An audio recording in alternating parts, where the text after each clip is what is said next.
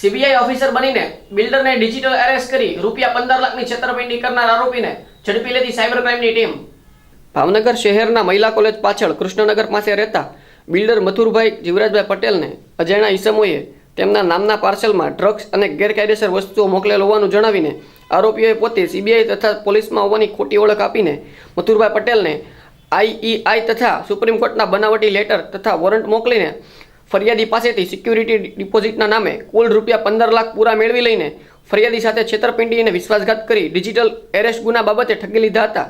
જેની ફરિયાદ નોંધાવતા cyber crime police સ્ટેશને ડિજિટલ એરેસ્ટ ગુના બાબતે આરોપી ધનંજય મુકેશભાઈ પુરોહિત ઉંમર વર્ષ 23 રહે સંજેલી મેઇન બજાર બસ સ્ટેન્ડ રોડ સરકારી દવાખાના પાસે જિલ્લો દાહોદવાળાને સાયબર ક્રાઇમ પોલીસે ઝડપી લીધો હતો અને અન્ય આરોપીઓને પકડવાની તજવીજ હાથ ધરી હતી।